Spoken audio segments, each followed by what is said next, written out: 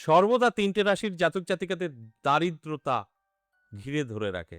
দারিদ্রতা থেকে বেরোতে পারে না। তাদের জন্যই আজকের আলোচনা। ৩ টে রাশির নিয়ে আজ আলোচনা করব।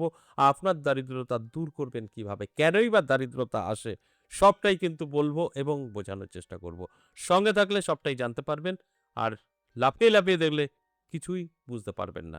এছাড়াও সম্পূর্ণ দেখলে দারিদ্রতা কিভাবে দূর করবেন খুব সহজভাবে পয়সা না খরচা করে আমি বলে দেব। ৩ রাশির জন্য কিন্তু অত্যন্ত একটা শুভ জীবনে ঘটনা ঘটতে চলেছে এবং তারা দারিদ্রতা থেকে দারিদ্রতাকে দূর করতে পারবে আমার এই আলোচনা শুনে বুঝে যদি তার জীবনে এপ্লাই করতে পারে। তাই গুরুত্বপূর্ণ এই আলোচনা অবশ্যই সম্পূর্ণ দেখার চেষ্টা করুন। অনেক কিছু বুঝতে পারবেন, অনেক কিছু জানতে পারবেন। যেখানে দাঁড়িয়ে আপনার ভাগ্য কিন্তু বদলে ফেলতে পারবেন। আলোচনার ১ম এই আমি বলেছি ৩ টে রাশির বেশিরভাগই দারিদ্রতা থাকে।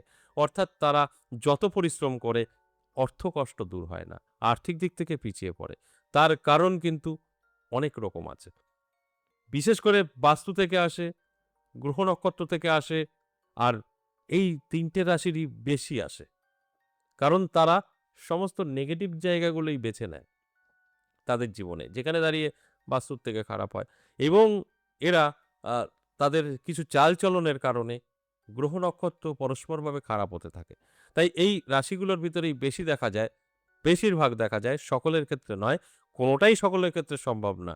কিছু ক্ষেত্রে দেখা যায় যে এরা ভীষণভাবে দারিদ্রতায় ভোগে। দারিদ্রতা এদের পিছু ছাড়ে না। দেখা যায় যে অনেক সময় এরা চাকরি করলেও একটা ফিক্সড মায়না পেলেও সেই মায়নার সংখ্যাটা যদি অনেকটাও হয় তাও তারা দারিদ্রতায় পড়ে যায়। কারণ তো অবশ্যই আছে। নেগেটিভ কখনো কাউকে ক্ষমা করে না। আর নেগেটিভ থেকেই এগুলো হয়। আপনি হতে পারেন ৳১০,০০,০০০ মাসে ইনকাম করেন। তা সত্ত্বেও দারিদ্রতা আসবে। আপনি হতে পারেন ৳২,০০০ ইনকাম করেন, দারিদ্রতা আসবে। আর যাদের ভালো সময় থাকে তাদের ১০,০০০ এও দারিদ্রতা আসে না, ১০,০০,০০,০০০ তো আসবেই না। তাই যার আসার তার যত মাইনেই হোক না কেন, আমাদের এরকম বহু ফ্যামিলি দেখেছি ৩ জন ৪ জন একটা ফ্যামিলিতে বসবাস করে, প্রত্যেকেই চাকরি করে। তা সেইখানে দাঁড়িয়ে ৫০ করে দিল ৳২,০০,০০০ তার দারিদ্রতা আসার কথা না, কিন্তু সে ঋণে ধারে জড়িয়ে গেছে। আমার কাছে বহু ক্লায়েন্ট আছে। অর্থাৎ এগুলো আপনার পিছু ছাড়বে না। তাই এই ছোট কাজগুলো করলে আপনি দারিদ্রতা থেকে দূরে থাকতে পারবেন। দারিদ্রতা আপনাকে ছুঁতে পারবে না। আপনি বলতে যে ৩ টে রাশি নিয়ে আজকের আমার মূল আলোচনা এবং প্রত্যেকেই ফলো করতে পারে। মূলত আজকের আলোচনা আমার ৩ টে রাশিকে নিয়ে। এই আলোচনাগুলো সম্পূর্ণ দেখে প্রত্যেকটা জাতক জাতিকারাই যাদের মধ্যে এরকম অভাব-অনটন আছে, অর্থ টেকে না, দারিদ্রতায় ভুগছেন করতে পারেন। সকলেই করতে পারেন। মূলত আমার ৩ টে রাশিকে নিয়ে আলোচনা। কিন্তু যার সংসারে এরকম পরিস্থিতি চলছে প্রত্যেকে কিন্তু এই নিয়ম মেনে চললে আপনারা খুব সহজে দারিদ্রতা থেকে মুক্তি পাবেন, ধনবান হয়ে উঠবেন। আলোচনা করব, আলোচনা থাকবে। তার আগে আমার সাথে কিভাবে যোগাযোগ করবেন সেই বিষয়টা একটু বলি। নমস্কার, জয় মা কামাখ্যা, জয় মা তারা। যারা ভীষণভাবে বিপদে আছেন, কি করবেন বুঝে উঠতে পারছেন না, নানা জায়গায় গিয়েও সমস্যার সমাধান পাচ্ছেন না। আমি বলব একবার হলেও আমার সাথে সাক্ষাৎ করতে পারেন। কিভাবে সাক্ষাৎ করবেন আপনাদের অলরেডি জানা। আমি প্রত্যেকটা আলোচনাতেই বলি, সরাসরি আমার চেম্বারে এসে সাক্ষাৎ করতে পারেন।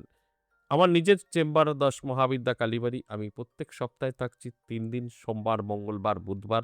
এছাড়াও তারাপীঠ এবং শিলিগুড়িতে কথা চলছে। খুব শীঘ্রই আপনাদের জানিয়ে দেব তারিখটা। যদি মনে হয় না আসা সম্ভব না, আমি বহুদূর থেকে দেখছি, সেক্ষেত্রে বলব অনলাইন চালু আছে। আপনি বাড়িতে বসেও আমার সাথে সাক্ষাৎ করতে পারবেন। কিভাবে? অনলাইনের মাধ্যমে।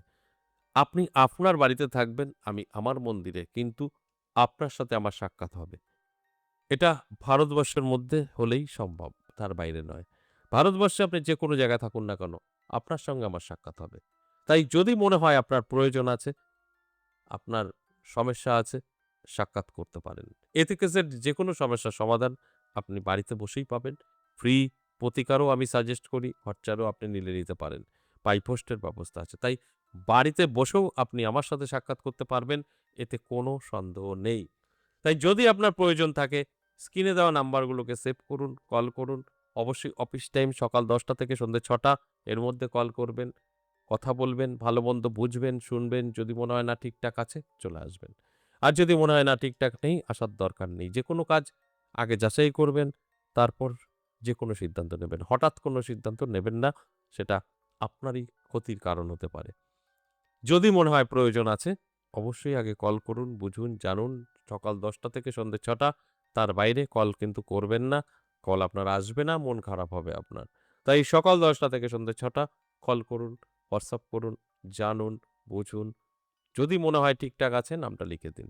এবার আসুন আজকের যে আলোচনা, দারিদ্রতা দূর করবেন কিভাবে? ৩ টে রাশিকে নিয়ে মূলত আলোচনা। কিন্তু যদি আপনারও দারিদ্রতা থাকে, আপনি এর থেকে বেরিয়ে আসতে পারবেন। সকলের জন্যই কার্যকারী ঘটবে। তবে আমার আলোচনা ৩ টে রাশিকে নিয়ে। কারণ এই ৩ রাশি বেশিরভাগই দেখা যায় দারিদ্রতায় পড়ে থাকে। কিন্তু এই নিয়ম আপনারা সকলেই ফলো করতে পারেন। বেশ কিছু নিয়মের কথা আমি বলব, সেইগুলো মেনে চলুন। আপনার দারিদ্রতা কখনোই আসবে না। আমি আগেই বলেছি দারিদ্রতা আসে এক বাস্তু থেকে, এক আমাদের গ্রহ থেকে। আর এই গ্রহ এবং বাস্তু এই নিয়মে আপনি কন্ট্রোল করতে পারবেন। যে নিয়মগুলো আমি আজ বলব, সম্পূর্ণ নিয়মটা শুনে আপনার জীবনে এপ্লাই করুন। তারপরে মিলিয়ে দেখুন ৯০ দিনের মধ্যে আপনার জীবনের পরিবর্তন কতটা আসে।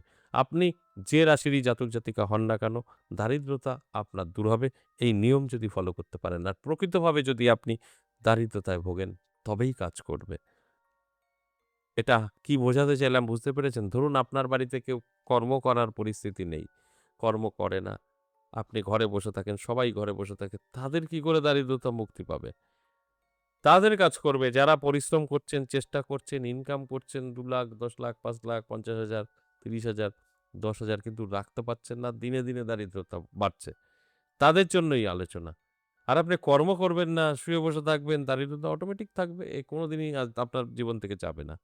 আপনার বাড়িতে কর্মের লোক থাকতে হবে, চেষ্টা থাকতে হবে। কিন্তু আপনি চেষ্টা করছেন, সফলতা পাচ্ছেন না। তাদের ক্ষেত্রে আমার আলোচনা মিলবে। তাই চেষ্টার পর গিয়ে সফলতা আসে। এটা তো আমি প্রত্যেকটা আলোচনায় বলি। চেষ্টা না করলে সফলতা কখনো আসবে না। তাহলে আসুন এবার আমি কি করতে হবে দারিদ্রতা দূর করতে সে বিষয়গুলো বলি।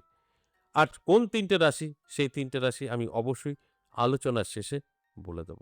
দেখুন নাম্বার ১ আপনাকে যেটা করতে হবে, অবশ্যই আপনার ঘরের যে বেডরুমে ঘুমোচ্ছেন, সেই বেডরুমের পূর্ব দিকের ওয়ালে সূর্যদেব উদিত হওয়ার একটা ছবি রাখবেন।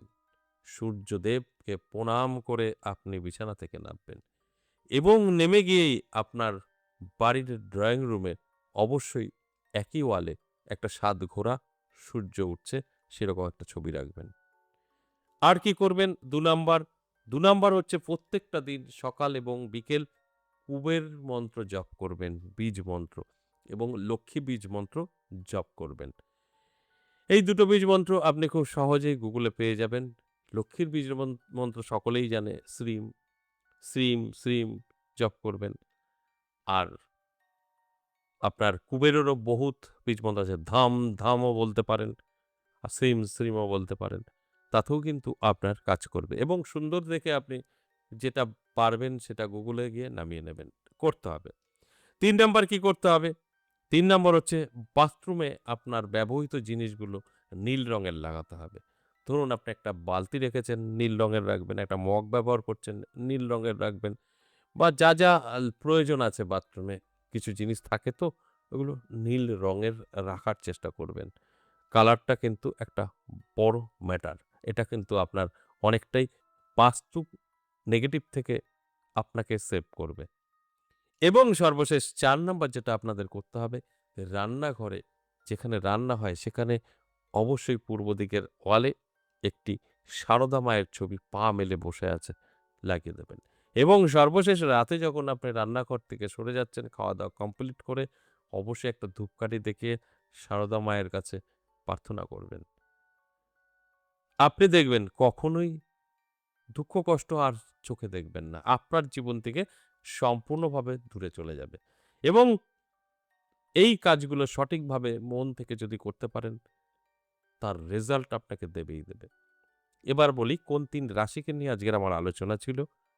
করবেন প্রত্যেকেই এর হেল্প পাবেন। অর্থাৎ যেই রাশিই করুন না কেন উপকার পাবেন। তবে আজকের মূলত আলোচনা তো ৩ টে রাশির। সেই রাশি হচ্ছে মিথুন রাশি, ধনু রাশি এবং মকর রাশি। এদের মধ্যে বেশি দেখা যায়। তাই এদেরকে মানে উদ্দেশ্য করে আলোচনা প্রত্যেকের ক্ষেত্রেই কার্যকারিতা অবশ্যই ঘটবে। আজ এ পর্যন্তই, আবার আসবো নেক্সট ভিডিও নিয়ে। ততক্ষণ ভালো থাকুন। নমস্কার।